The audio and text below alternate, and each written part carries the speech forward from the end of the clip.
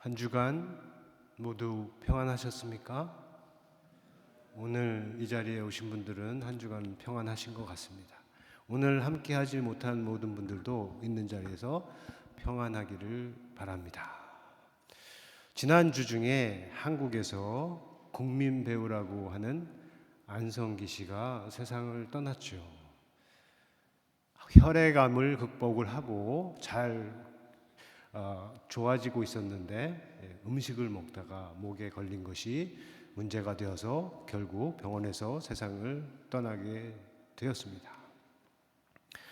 그래서 숨은 멈췄고 몸은 땅에 묻혔고 그의 영혼도 떠났습니다. 그러나 안성기라는 사람은 그를 기억하고 사랑하는 사람들 가슴에 영원히 있을 것이고 그가 믿고 따른 그리스도와 하나님의 나라에 영원히 살 것입니다. 자, 그의 죽음으로 슬퍼하고 애도하는 사람들이 많죠. 그런데 그를 미워하는 사람이 없는 것 같아요. 한국처럼 양극화가 심한 곳에서 이렇게 모든 사람으로부터 사랑을 받는 게 쉽지 않고 또 미움을 안 받는 것이 어려운데 그러한 사람으로 살다가 떠났습니다. 그를 아는 모든 사람들이 그를 사랑하는 것 같아요. 그런 사람으로서 안성기 씨가 그의 아들에게 남긴 말들이 소개가 되었고 저도 알게 되었습니다. 아들에게 이런 말을 했다고 하죠.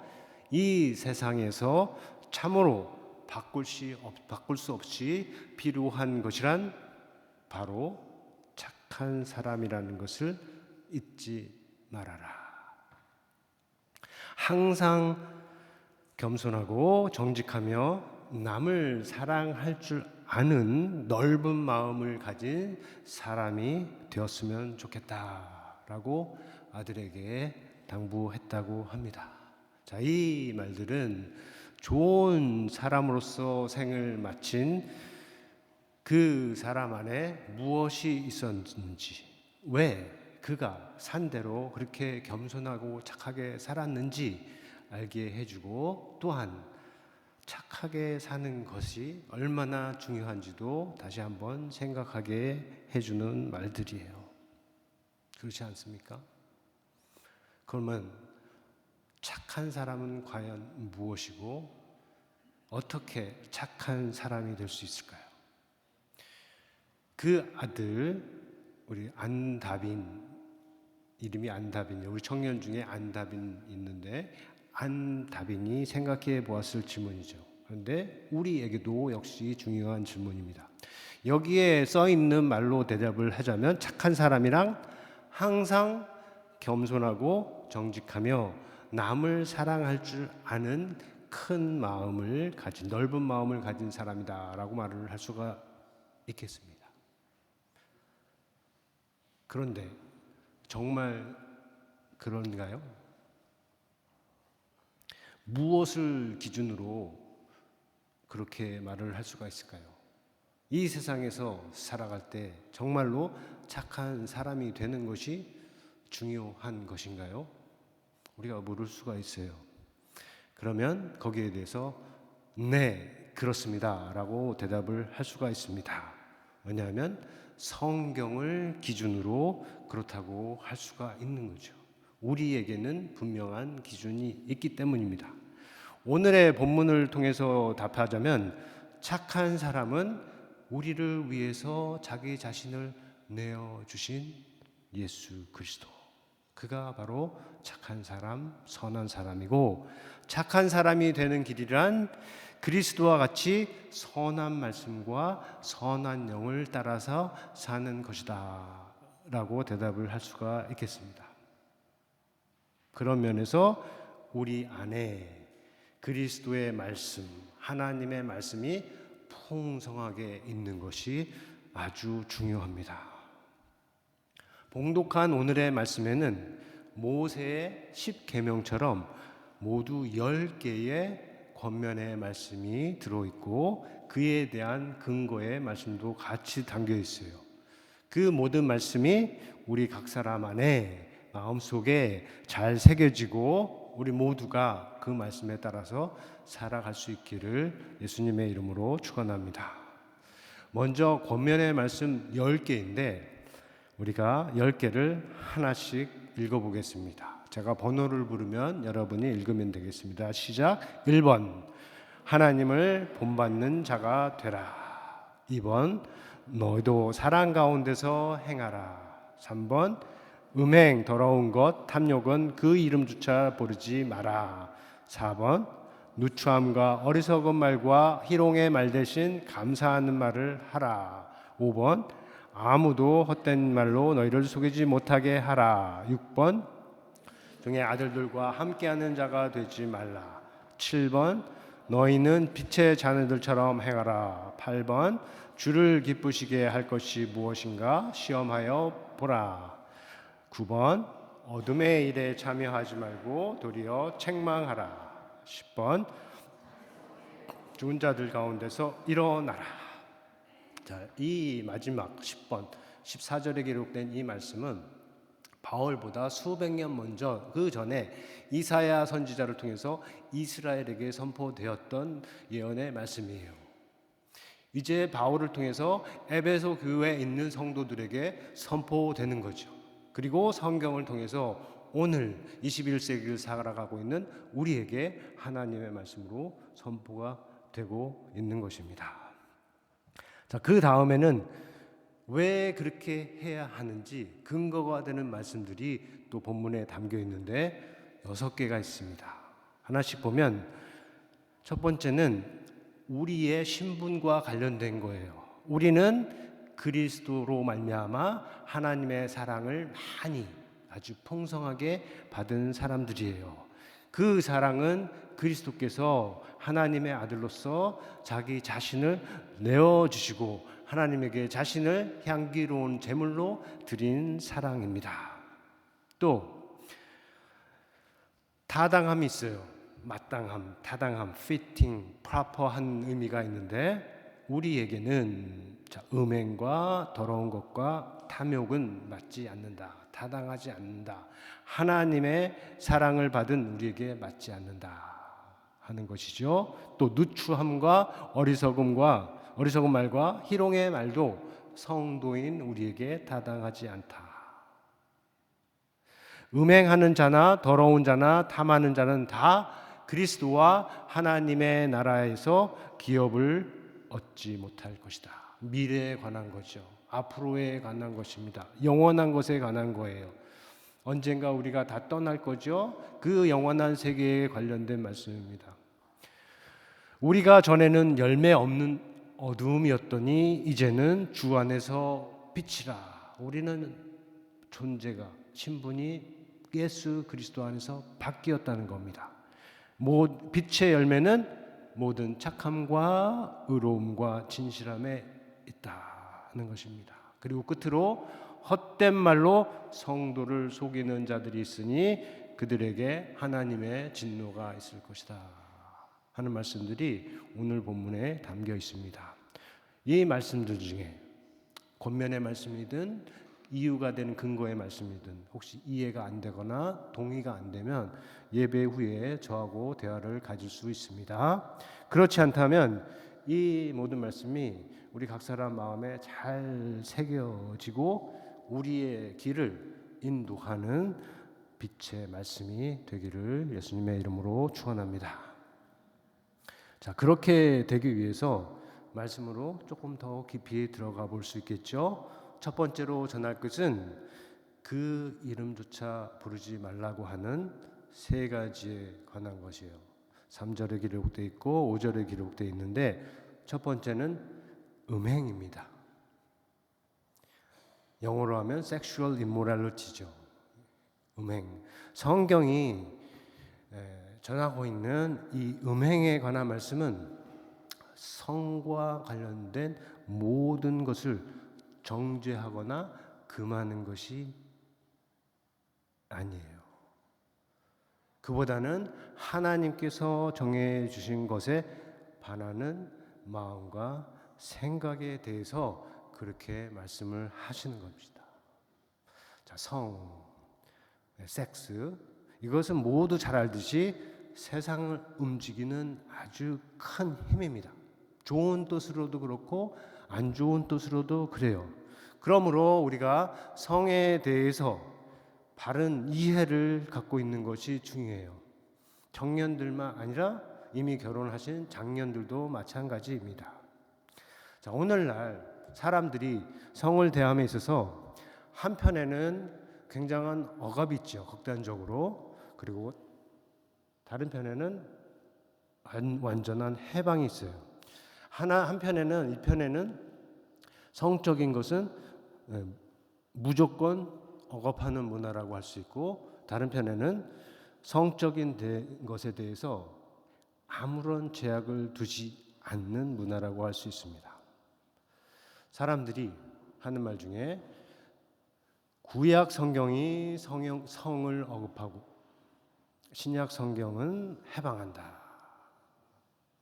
아니면 유대교나 기독교가 성을 억압하고 세상은 성을 해방한다. 이렇게 하는 말들이 있는데 맞지 않는 말이죠. 틀린 말이죠. 오히려 성을 억압하거나 잘못된 방식으로 해방하는 것은 세상과 세상의 종교들이 보여주는 바입니다. 성경에서는 성을 하나님이 정해주신 언약의 테두리 안에서 아주 귀하고 소중한 것으로 말하고 있어요. 성경에서 성은 생육과 번창을 위해서만 아니라 서로를 아주 깊이 사랑하는 중요한 통로로 얘기를 하고 있습니다. 그러나 이 성이 언약의 테두리를 벗어날 때, 그때 속임, 거짓, 배신, 상처, 폭력, 파괴, 이런 것들을 동반하기 때문에 성경은 음행을 더러운 것이라고 말하는 것이에요. 가나안 땅에서 그랬고, 그들을 본받은 이스라엘 안에서 그랬고, 그리스 로마 사회에서 그랬고, 또 그들과 다르지 않던 교회들에서 그랬고요. 지금도 많은 곳에서 이런저런 모양으로 음행이 나타나고 있는 것입니다. 복음은, 성경은 음행이 괜찮다고 말하지 않습니다. 용서받을 수 있지만 용서받은 후에는 다시 돌아가지 말아야 할 자리로 말하고 있다 하는 것이니, 우리 교회에 속한 청년들, 장년들 모두 안에 이 부분에 대한 말씀이 확실하게 세워지고 그 말씀으로 마음을 다스리는 성도가 다 되기를 예수님의 이름으로 축원합니다. 둘째로, 온갖 더러운 것이라고 할 때 이 더러운 것은 물리적인 것보다는, 우리가 눈으로 보는 물질적인 것이라기보다는 인간의 도덕적이고 영적인 더러움을 가리키는 거예요. 하나님의 앞에서 깨끗하지 않는 생각과 욕구, 말과 행동을 가리키는 것입니다. 살인, 미움, 비방, 그런 것들처럼 선하신 하나님의 창조와 구속에 맞지 않는 것, 오히려 반하는 것들을 가리켜요. 이런 것들은 하나님을 따르지 않는 것이고 우상을 쫓음으로 나타나는 것입니다. 우상을 쫓으므로 나타나는 것.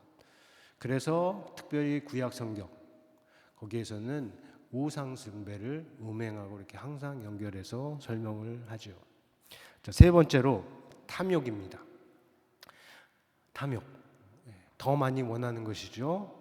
예수님은 탐욕을 사람 속에서 나와서 사람을 더럽게 하는 것들 중에 하나로 언급을 하셨어요.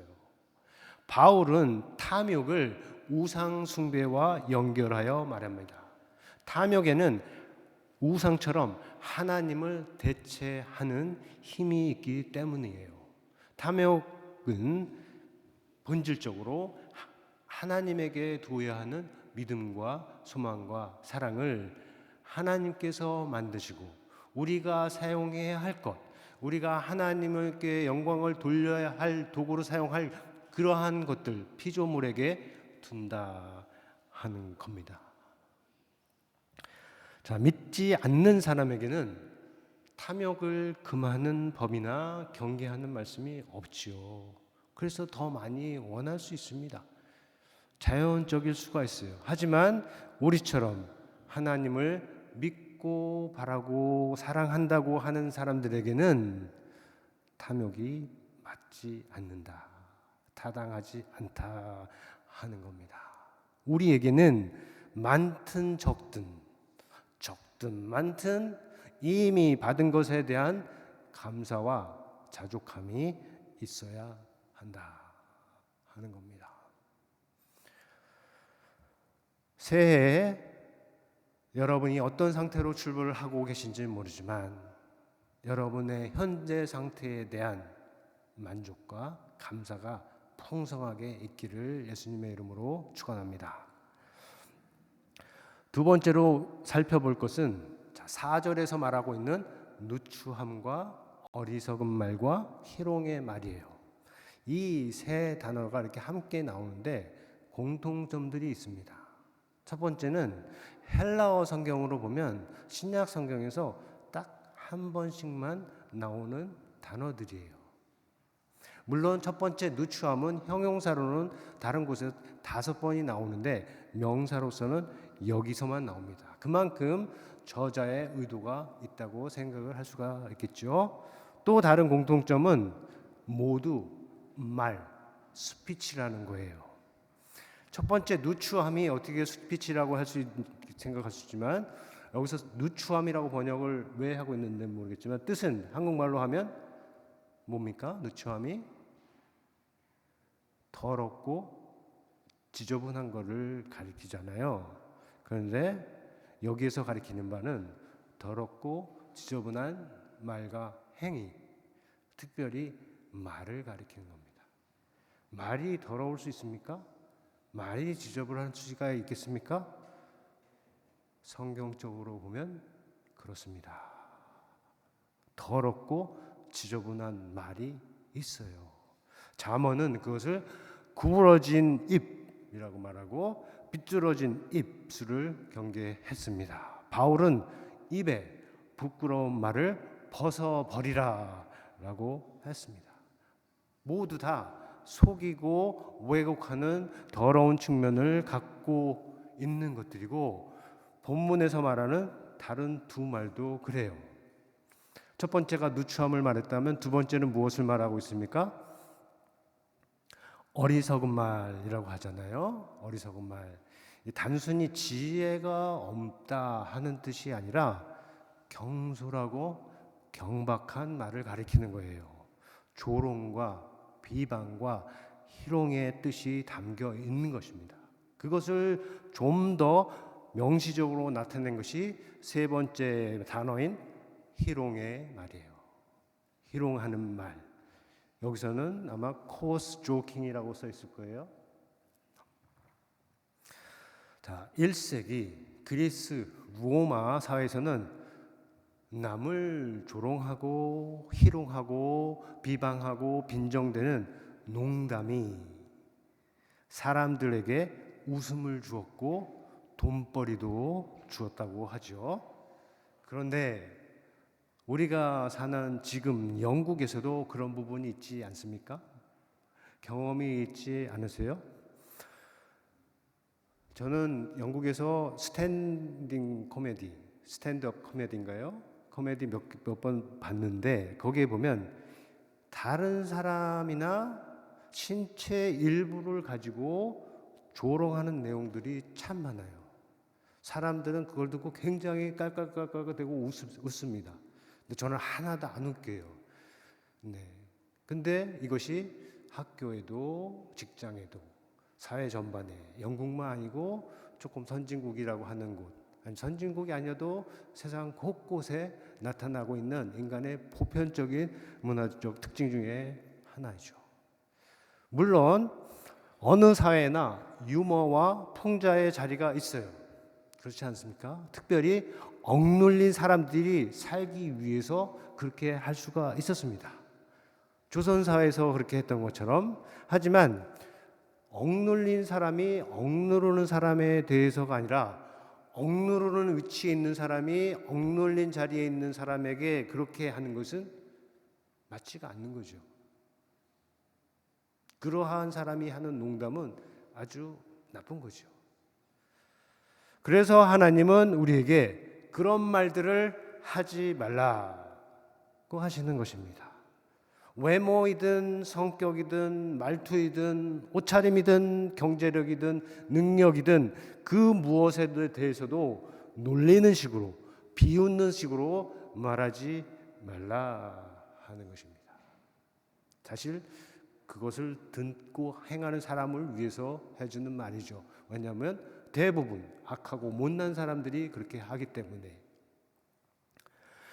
그런 말들이 세상에서는 웃음을 줄 수 있는 영리한 말일 수가 있지만 교회에서는 공동체를 상하게 하는, 가까이 있는 사람을 아프게 하는 아주 부박한 말이기 때문에 하나님께서 일찍부터 금하신 것입니다. 성경을 통해서. 우리 교회 안에서는 역시 이 부분에 있어서 확실한 기준이 세워져서 우리가 사용하는 말에 있어서 쓸데없이 다른 사람에게 상처가 될 수 있는 부분을 조롱하는, 그러한 비웃는 그런 말이 앞에서도 뒤에서도 있지 않기를 예수님의 이름으로 축원합니다. 자, 세 번째 공동점은 이 세 단어가 의미상 서로 연결되어 있다는 것이에요. 누추한 말이라고 했죠. 어리석은 말, 희롱하는 말 모두 죄를 경시해요. 자기를 높이려고 해요. 그리고 남을 낮추려고 해요. 남을 낮추고 어렵게 하려고 해요. 그래서 공동체를 어렵게 하는 더러운 것들이라 하는 측면에서 공통적인 겁니다. 뭐가요? 누추함과 어리석음과 희롱하는 말이. 그런 면에서 이들에 대한 해독제도 같습니다. 본문에서 말하는 것은 무엇인가요? 네, 감사하는 말입니다. 반복하자면 무엇이든 회복하고 세워지는 것은 감사로 시작하고 감사로 유지돼요. 우리가 하나님께 감사하면서 자신에 대해서 감사, 부모님에 대해서 감사, 자녀에 대해서 감사, 교회에 대해서 감사, 나라에 대해서 감사, 어제에 대해서 감사, 건강에 대해서 감사, 아픈 것에 대해서 감사, 좋은 일에 대해서 감사, 심지어 나쁜 일에 대해서도 감사하는 것은 모든 회복의 출발점이고 인생을 세우고 지키고 유지하는 힘이 됩니다. 그런 면에서 우리 안에도 감사하는 말이 풍성하기를 바랍니다. 교회에서 또 가정에서 여러분 마음속에 감사가 좋은 이유 중에 하나는 감사로부터 격려하고 위로하고 세워주는 말이 나오기 때문이에요. 그리스도를 따라 행하는 인생과 교회에서 그런 말들이 나타납니다. 반대로 비방하고 조롱하고 희롱하는 누추한 말은 하나님에게서 나오는 것이 아니죠.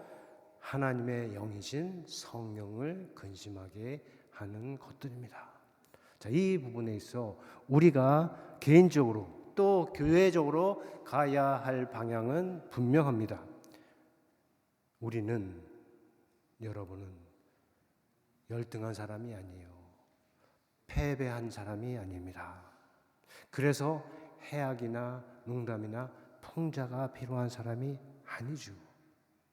우리는 하나님의 큰 사랑을 받은 자이고 세상을 이기신 그리스도를 믿고 따르는 사람들이고 그 안에서 모든 것을 가지는 사람이고 하나님의 영이신 성령의 인도하심을 받는 사람입니다.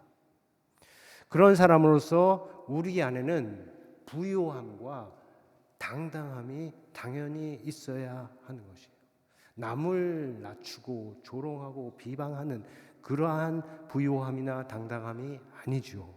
내가 낮아도 남을 높이려는 부요함이고 내가 비방을 당해도 남을 세워주는 당당함이라 하는 것입니다. 그러한 부요함과 당당함이 우리 교회 안에 또 여러분 각 사람 안에 풍성하게 있어야 할 것입니다. 그렇지 않습니까?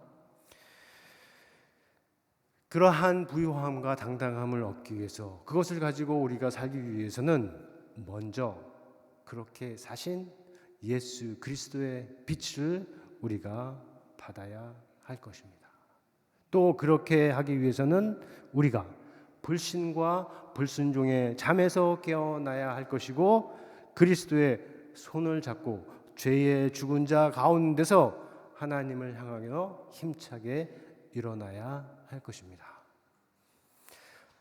다시 한번 저를 따라 해보겠습니다. 주의 손을 잡고 일어나자. 잘하셨습니다. 오늘 말씀을 따라서는 이렇게 하겠습니다. 그리스도의 빛을 발하는 작은 별이 되자. 잘하셨습니다. 우리가 개인적으로 또 교회적으로 어두운 세상에 그리스도의 빛을 발하는 작은 별들이 다 되기를 예수 그리스도의 이름으로 축원합니다. 우리 드린 말씀 생각하면서 거듭의 기도 시간 갖겠습니다.